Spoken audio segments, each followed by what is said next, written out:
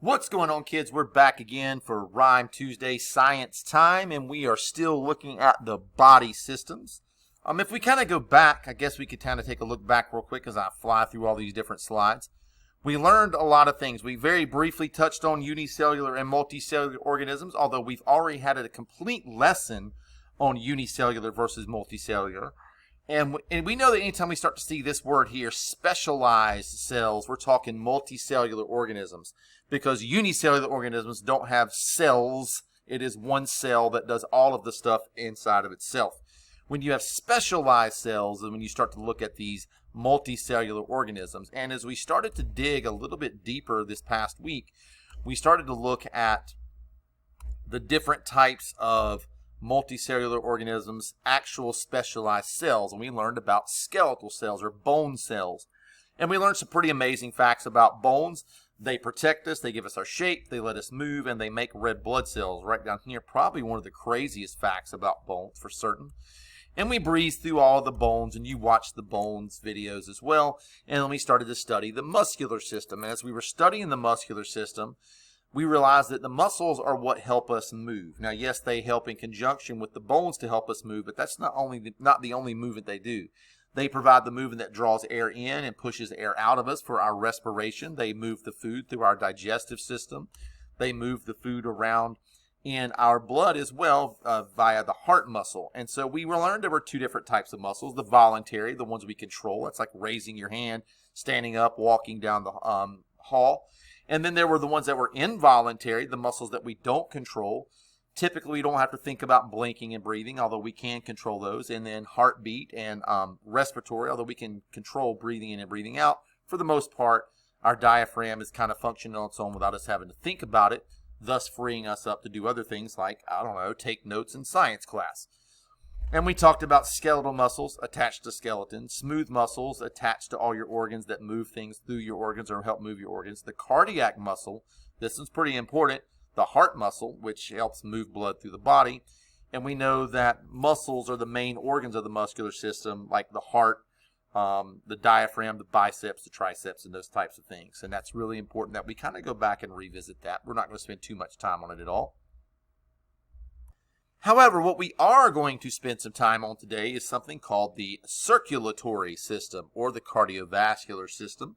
And if you kind of look in the background, I'm certain that you see right here, almost in the middle there, is the heart. And then you start to see all these veins and arteries as well. And we are looking at the circulatory system. Again, they are made up of very specialized cells. These cells are meant to hold and move blood through our body. So when you talk about adding the heart and the circulatory system, we talk about the cardiovascular system, so that word cardio, which is referring to the heart, and vascular, which is referring to vessels. You can kind of see that broken down here, and science loves adding those prefixes and suffixes together to make fun words like cardiovascular. It is okay to use circulatory and cardiovascular interchangeably. They are pretty much the same thing, although every once in a while there's some really weird questions that kind of act like they're a little bit different, but for us and for right now, they're fine. They both have to do with moving blood around the body. So if you're kind of like really condensing what does the circulatory system do, it moves blood around the body. Now, we already know that if you're moving something, you have to have a muscle. And it's pretty obviously what the main muscle is, and this one is, and that is the heart. The circulatory system does not just move blood. In your veins and arteries, there are other things. I really wish we could get a little bit more in depth about blood. We'll do that when we get to the actual human body systems unit that we teach in fourth quarter. But blood has a very special shape, and the very special shape actually is perfect for holding oxygen, which you can see here, which is another thing that is transported through our circulatory system. And when our food is broken down in our digestive system, those nutrients and vitamins and minerals are picked up via the blood, the cardiovascular system, the circulatory system, in something called capillaries, and it takes out those nutrients, and those nutrients are moved throughout the body to where they're needed. The three main parts of the cardiovascular system: the heart, the blood vessels, and the blood. Blood is what keeps our body alive. It has to be pumped through our body by the heart in order for us to continue living. we need that oxygen, we need those nutrients transported to our brain, which is going to then send signals to the rest of our body to continue to function. When we're moving our hand right now, writing these notes down in our notebook, we need the cardiovascular system, the circulatory system, to move oxygen and nutrients to our hands and our arms as we're doing that. And it has to be moved to our eyes, which are reading and scanning the page, even though I'm doing the talking. It has to be moved to our ears, which are picking up what I'm saying, and then that message is being transferred to the brain as well.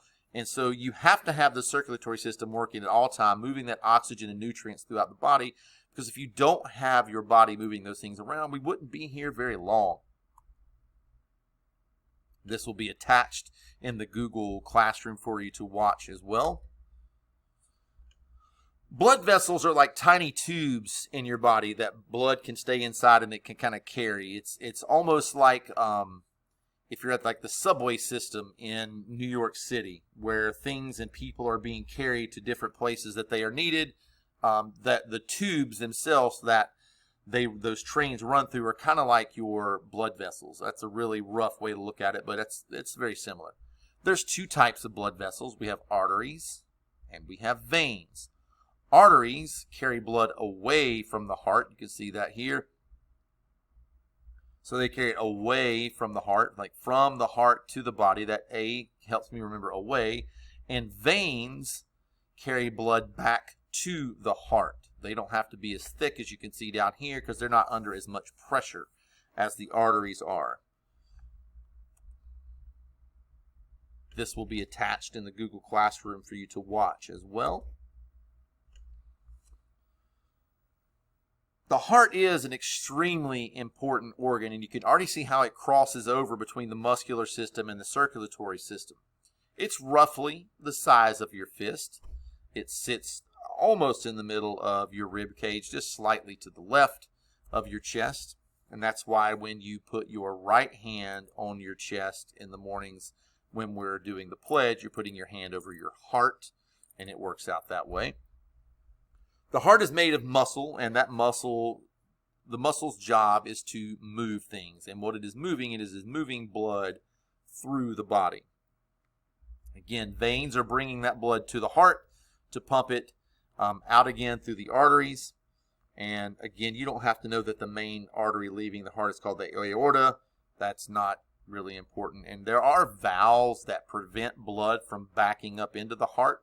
And there's some kind of funky things that happen when those valves don't work perfectly or stop functioning altogether. And we'll get into that when we talk about the body systems a little bit more deeply. But right now, you don't have to know that about the circulatory system. When we mention the circulatory system, we have to talk about something called a transport system. A transport system. Multicellular organisms need a transport system. They need a system that can transport important things around your body. Again, if you're a unicellular organism, you don't have to worry about that because you do everything inside of one cell and you're microscopic, so it's not a whole lot of space that you need to transport things around. When you're talking multicellular organisms, especially like humans and even bigger elephants and bears and things like that, you have to have this system to move the necessary items around your body. Some of those things are, like we said on the last couple of slides ago, oxygen and nutrients have to be transported around your body to the spaces that need them so that your body can continue to function. You can't just breathe in oxygen in your respiratory system. It would just sit there in your lungs. Again, you need something to transport that oxygen around your body. You need something to move the nutrients that your digestive system has removed from your body. You need something to move that around your body to the most important parts that need it. And that would be something called a transport system. And our transport system is the circulatory or the cardiovascular system, is what does all of the transporting. Now you'll see this word very often. And if you have a transport system, it is the same thing as having specialized cells. You are multicellular. If there is a transport system in an organism, even if it's kind of small, like a grasshopper, it's still going to be considered a multicellular organism.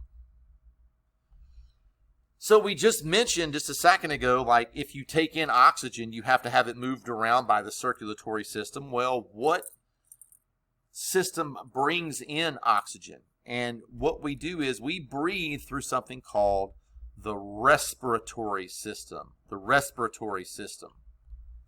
You got your mouth and your nose, which is what you breathe in and out of. You have your lungs, which is what takes in the oxygen and helps you release the carbon dioxide. You have a diaphragm, which is just right here. You can just not really see it in this picture, which is another muscle which helps move the lungs up and down. You have your bronchioles. Those are inside of the lungs.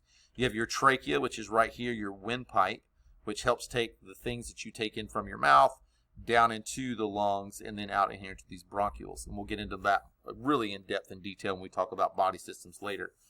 Well, why do we have to breathe? Well, convince somebody in the classroom to hold their breath for about 5 minutes and you realize real quick why you have to breathe. You won't live without it.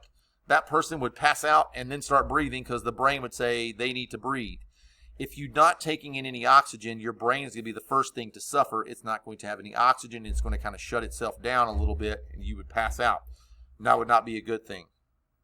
We have to take in this oxygen for our body. And another reason why is when we eat, our body digests food to get things like glucose for energy. However, we can't really process that energy if we're not taking in oxygen to react with the glucose and creating energy. You might say, that sounds kind of familiar, Mr. Bullens, because we talked about something very similar with plants when we were studying plants early in the ecosystems. They go through a very similar respiratory process. And when I say similar, I mean it's kind of different in a lot of ways, but they take in carbon dioxide and release oxygen, but some of that oxygen they need to pair up with the glucose that they create in order to create energy. So the diaphragm is the muscle that helps us breathe.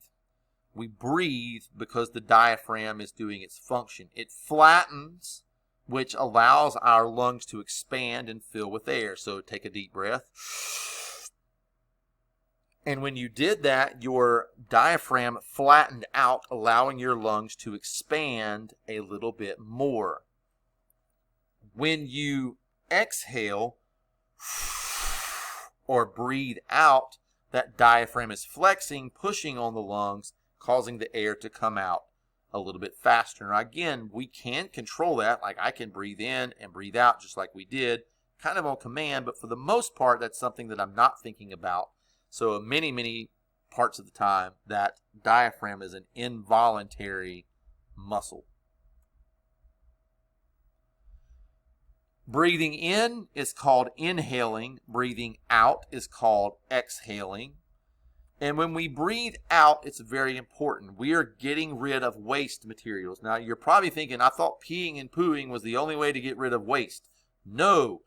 You breathe in and breathe out. When you breathe out, you're getting rid of carbon dioxide, which is something we don't need to build up in our bodies.